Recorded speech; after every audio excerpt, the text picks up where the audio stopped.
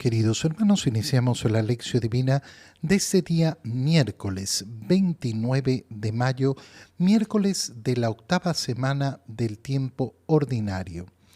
Por la señal de la Santa Cruz de nuestros enemigos, líbranos, Señor Dios nuestro, en el nombre del Padre, y del Hijo, y del Espíritu Santo. Amén. Señor mío, Dios mío, creo firmemente que estás aquí, que me ves, que me oyes. Te adoro con profunda reverencia, te pido perdón de mis pecados y gracia para hacer con fruto este tiempo de lección divina. Madre mía Inmaculada, San José, mi Padre y Señor, Ángel de mi guarda, interceded por mí. En este día miércoles continuamos con la lectura de la primera carta del apóstol San Pedro. Leemos el capítulo 1, versículos 18 al 25. Hermanos, bien saben ustedes que de su estéril manera de vivir, heredada de sus padres, los ha rescatado Dios, no con bienes efímeros como el oro y la plata, sino con la sangre preciosa de Cristo, el Cordero sin defecto ni mancha, al cual Dios había elegido desde antes de la creación del mundo y por amor a ustedes lo ha manifestado en estos tiempos que son los últimos. Por Cristo, ustedes creen en Dios, quien lo resucitó de entre los muertos y lo llenó de gloria, a fin de que la fe de ustedes sea también esperanza en Dios. Así pues, purificados ya internamente por la obediencia a la verdad que conduce al amor sincero a los hermanos, ámense los unos a los otros de corazón e intensamente, porque han vuelto ustedes a nacer y no de una semilla mortal, sino inmortal, por medio de la palabra viva y permanente de Dios. En efecto, todo mortal es hierba y toda su belleza es flor de hierba. Se seca la hierba y cae la flor. En cambio, la palabra del Señor permanece para siempre y esa es la palabra que se les ha anunciado. Palabra de Dios. Cuando continuamos con la lectura de la primera carta del apóstol San Pedro, vemos cómo nos dice que, en primer lugar, nuestra vida tiene un valor y un valor que no puede ser medido con las cosas de este mundo. La manera estéril de vivir heredada de sus padres. Qué palabras más tremendas. ¿Por qué dice San Pedro estas palabras? Les está diciendo, ustedes tenían una manera estéril de vivir, que heredaron de sus padres. Y claro, antes de escuchar la predicación del Evangelio, ¿para qué vivían esas personas? Para este mundo. Y en este mundo nos podemos dedicar efectivamente a cosas preciosas, bellísimas, altísimas, muy buenas. No estamos hablando de las cosas malas, que obviamente podríamos llamarlas estériles. No, aquí estamos hablando de la vida en general y la vida en general incluye cosas buenísimas y bellísimas. Pero aún así, siendo buenísimas, San Pedro está diciendo, igual su modo de vivir era estéril. ¿Por qué? ¿Por qué lo llama estéril? Muy simple, porque si no hay una meta eterna para las acciones que realizamos en este mundo, por más que sean hermosas, ¿qué van a resultar? Van a resultar simplemente esas acciones pasajeras que realizamos en este mundo y que no tienen ninguna importancia, que nos podrán brindar alegrías, que nos podrán brindar dichas, que nos podrán dar orgullos en el buen sentido de la palabra, de sentirme orgulloso por las cosas que se realizan, pero al final del día simplemente pasarán y no habrá una meta a la cual llegar. Y si no hay una meta que es la vida eterna, entonces todo, absolutamente todo lo que yo haga en este mundo se vuelve estéril.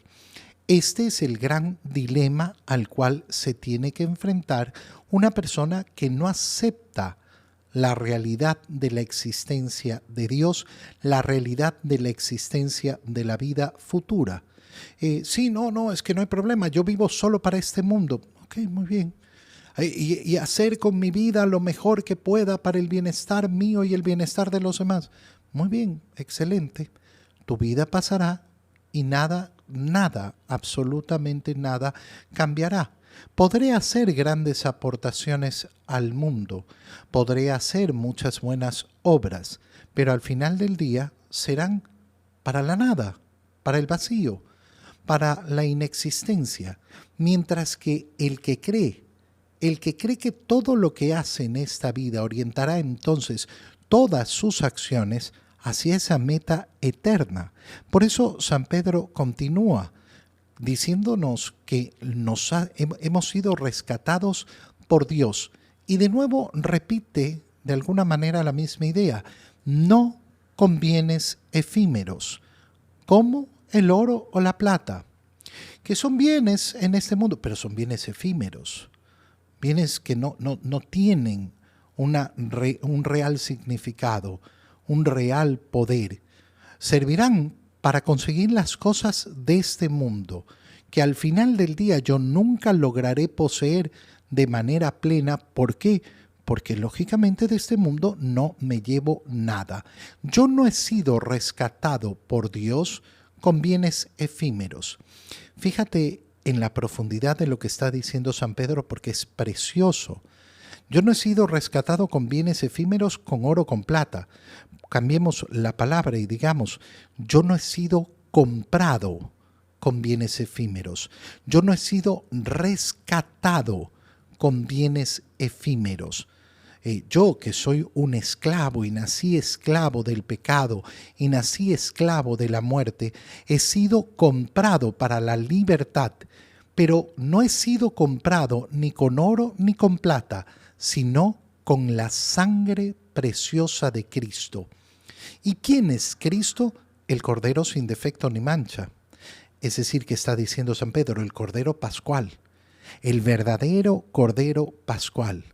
Es tan hermoso y precioso lo que nos está diciendo San Pedro, porque lo podemos resumir de otra manera. ¿Cuánto valgo yo? ¿Qué valgo yo? ¿Qué vale mi vida? No, mi vida no vale nada. No, hermano mío, tu vida vale la sangre de Cristo. Ese es el precio que se ha pagado por el rescate de cada uno de nosotros. No se ha pagado con una cantidad de oro, con una cantidad de plata. Se ha pagado con la preciosa sangre de Cristo. Eso es lo que le da el valor profundo a mi vida. Yo he sido rescatado con la sangre de Cristo, que es el Cordero sin mancha, al cual Dios había elegido desde antes de la creación del mundo. Es decir, que no significa que Cristo vino al mundo por alguna casualidad. No. Lo que se ha realizado en nuestra redención es el plan que Dios había estipulado desde antes de la creación del mundo. No hay sorpresas para Dios. No es que Dios no hubiera sabido que el ser humano iba a caer en el pecado. ¿Y esto qué es lo que muestra? Muestra la grandeza del amor de Dios. Algunas personas dicen, pero si Dios, que sabe todo, sabía que los hombres iban a pecar y sabe que los hombres van a ser malos y sabe que van a hacer esto y van a hacer el otro, ¿para qué los creó? Para poder amarlos. Para poder amarlos. Ahí es donde se manifiesta la profundidad del amor de Dios. No en su desconocimiento, sino justamente en su conocimiento. Y cómo conociendo, aún sabiendo cómo le íbamos a responder, tú y yo y todos los seres humanos. Aún sabiéndolo, ha decidido crearnos para poder amarnos. Esa es la inmensidad del amor de Dios. Desde antes de la creación del mundo nos ha elegido y por amor a nosotros, a cada uno de nosotros, lo ha manifestado en estos tiempos que son los últimos. ¿Por qué son los últimos? ¿Por qué le llama San Pedro a estos tiempos los últimos? Fíjate que una persona podría decir, bueno, Pedro se murió, han pasado 2000 años y el mundo no se ha acabado. Entonces se equivocó. ¿Cómo va a decir que estos son los últimos tiempos o los tiempos últimos? Son los últimos tiempos porque no habrá una revelación superior a la que ya se nos ha dado. Da lo mismo si duran 10 años los tiempos últimos o duran 5000 años o lo que tú quieras ponerle, lo que decida Dios. Siempre serán los últimos tiempos. ¿Por qué? Porque no esperamos a otro Mesías, porque no esperamos a otro Redentor, porque no esperamos a alguien que venga a revelarnos alguna verdad superior. Todo lo que tiene que haber sido revelado para nuestra salvación ya se nos ha dado, ya se nos ha dado, ya se nos ha brindado y por tanto vivimos en esos últimos tiempos. Por Cristo, ustedes creen en Dios. ¿Quién lo resucitó de entre los muertos y lo llenó de gloria? ¿Para qué? Para que la fe de ustedes sea también esperanza en Dios. Es decir, que nuestra fe no puede estar desligada de la esperanza. No puede existir una verdadera fe que no espere. ¿Y qué es lo que esperamos? La vida eterna. Y por tanto, si somos conscientes de esta grandeza, si somos conscientes de que hemos sido salvados, de que hemos sido redimidos, de que hemos sido rescatados, y para nuestro rescate se ha pagado con la sangre de Cristo, el Cordero sin mancha, entonces, purificados ya internamente por esta obediencia a la verdad que conduce al amor sincero, amén, amén. Amen verdaderamente, ámense los unos a los otros de corazón e intensamente. ¿Por qué? Porque han vuelto a nacer, porque tienen una nueva vida que ya no es de semilla mortal, sino que está constituida por la palabra de Dios, por esa palabra viva que es inmortal. La belleza de este mundo, ¿qué va a pasar? Se va a acabar. Pero la palabra en la cual hemos sido reconstituidos, en la cual hemos sido rescatados, no va a cambiar. ¿Por qué? Porque es palabra de Dios para la eternidad. Nuestra salvación entonces no es para pasar bien en este mundo, para tener la dicha en este mundo. Podremos pasar muy bien y podremos tener mucha dicha en este mundo como efectivamente sucede. Pero nada de este mundo es para quedarse aquí, sino apuntando hacia esa eternidad. En el Evangelio, leemos el Evangelio de San Marcos, capítulo 10, versículos 32 al 45. En aquel tiempo Jesús y sus discípulos iban camino de Jerusalén, y Jesús se les iba adelantando. Los discípulos estaban sorprendidos y la gente que lo seguía tenía miedo. Él se llevó aparte otra vez a los 12 y se puso a decirles lo que le iba a suceder. Ya ven que nos estamos dirigiendo a Jerusalén, y el Hijo del Hombre va a ser entregado a los sumos sacerdotes y a los escribas. Van a condenarlo a muerte y a entregarlo a los paganos. Se van a burlar de él. Van a escupirlo, a azotarlo y a matarlo, pero al tercer día resucitará. Entonces se acercaron a Jesús Santiago y Juan, los hijos de Zebedeo, y le dijeron: Maestro, queremos que nos concedas lo que vamos a pedirte. Él les dijo: ¿Qué es lo que desean? Le respondieron: concede que nos sentemos, uno a tu derecha y otro a tu izquierda, cuando estés en tu gloria. Jesús les replicó: no saben lo que piden. ¿Podrán pasar la prueba que yo voy a pasar y recibir el bautismo con que seré bautizado? Le respondieron: sí podemos. Y Jesús les dijo: ciertamente pasarán la prueba que yo voy a pasar y recibirán el bautismo con que yo seré bautizado. Pero eso de sentarse a mi derecha o a mi izquierda no me toca a mí concederlo. Eso es para quienes está reservado. Cuando los otros 10 apóstoles oyeron esto, se indignaron contra Santiago y Juan. Jesús reunió entonces a los 12 y les dijo: ya saben que los jefes de las naciones las gobiernan como si fueran sus dueños y los poderosos las oprimen. Pero no debe ser así entre ustedes. Al contrario, el que quiera ser grande entre ustedes, que sea su servidor, y el que quiera ser el primero, que sea el esclavo de todos, así como el Hijo del Hombre, que no ha venido a que lo sirvan, sino a servir y a dar su vida por la redención de todos. Palabra del Señor. Cuando nos enfrentamos a este evangelio, es importantísimo notar que se trata del tercer anuncio de la pasión que hace el Señor. Ya en el evangelio de San Marcos hemos visto en 2 oportunidades cómo el Señor les anuncia: vamos a ir a Jerusalén, ahí me van a entregar, ahí voy a morir.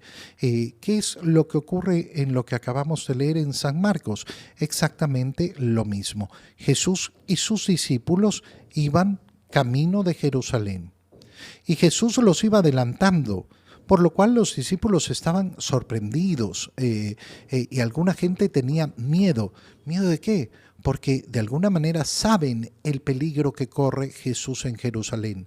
Ya han tenido episodios en los cuales han querido apoderarse de Jesús, han querido atraparlo, tenían intenciones de matarlo. Él se lleva aparte siempre el anuncio de la pasión, aparte, solo con los 12, y comienza a decirles: ya ven que nos estamos dirigiendo a Jerusalén.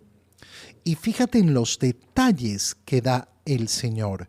El Hijo del Hombre va a ser entregado a los sumos sacerdotes y a los escribas. Van a condenarlo a muerte y a entregarlo a los paganos. Se lo entregaron a Poncio Pilato. Se van a burlar de él, sabemos las burlas de los soldados, y a escupirlo, a azotarlo y a matarlo. Pero al tercer día resucitará. ¿Cuál es la respuesta de los apóstoles a este anuncio? Ninguna. En ese momento se acercan Santiago y Juan y comienza la segunda parte del Evangelio. Los apóstoles no saben cómo responder a este anuncio de la pasión. No saben responder y como vemos, había gente que tenía miedo. ¿Qué es lo importante de ver en este anuncio de la pasión? Lógicamente que a Cristo nadie le quita la vida. Él sabía perfectamente lo que iba a ocurrir y aún así decide ir a Jerusalén. Lo decíamos en la primera lectura al ver cómo San Pedro lo expresaba de una manera tan maravillosa. Nosotros hemos sido rescatados por la sangre de Cristo, por tanto, tú y yo valemos la sangre de Cristo. Y Cristo no la ha derramado simplemente porque sí, sino porque ha tomado la decisión de entregar su vida por nosotros. Santiago y Juan, los hijos de Zebedeo, se acercan a pedirle algo en ese momento. ¿Qué es lo que quieren? Queremos sentarnos uno a tu derecha y otro a tu izquierda. En los otros evangelios sinópticos se nos presenta que esta petición viene de la madre de estos 2 apóstoles del Señor. San Marcos nos presenta que ellos mismos hacen esta petición. Pero ¿cuál es el correcto? ¿Lo pidió la madre o lo pidieron ellos? San Marcos lo que está haciendo es simplificar la cosa. Lo que está pidiendo la madre era lógicamente algo que los apóstoles han aceptado y que lo piden a través de su madre, que están dejando que su madre tome las palabras. Y por tanto, San Marcos lo que hace es simplificarlo. ¿Qué les dice Jesús? No saben lo que piden. No sabemos lo que significa sentarnos a la derecha y a la izquierda del Señor. No sabemos lo que significa estar cerca del Señor. No, porque van a tener que pasar la misma prueba que yo y el mismo bautizo. ¿Qué está diciendo el Señor? El Señor está diciendo que para estar cerca de Él tenemos que estar dispuestos a sufrir como Él. El anuncio de la pasión no es en vano. así como Jesús ha decidido afrontar la pasión, bueno, nosotros también, al ponernos a su lado, ¿qué es lo que haremos? Lo mismo. Ya lo leíamos el día de ayer, la promesa del Señor, el 100 por 1, junto con la persecución en este mundo. Los discípulos se enojan con estos dos hermanos y Jesús, ¿qué les dice? No actúen como los hombres de este mundo, que creen que tienen que tiranizar. El que quiera ser el primero, que sea el esclavo de todos. Qué preciosas palabras para decirnos efectivamente cómo nuestro corazón tiene que estar deseoso de servir, esclavo de Dios, servidor de los demás, hacerme esclavo también de los demás, que es el modo de entregarme absolutamente para que no se haga simplemente mi voluntad, sino en primer lugar la voluntad de Dios en el servicio a mis hermanos. Te doy gracias, Dios mío, por los buenos propósitos, afectos e inspiraciones que me has comunicado en este tiempo de lección divina. Te pido ayuda para ponerlos por obra. Madre mía Inmaculada, San José, mi Padre y Señor, Ángel de mi guarda, interceded por mí. María, Madre de la Iglesia, ruega por nosotros. Queridos hermanos, reciban mi bendición en este día, en el nombre del Padre, y del Hijo, y del Espíritu Santo. Amén. Un muy feliz día para todos.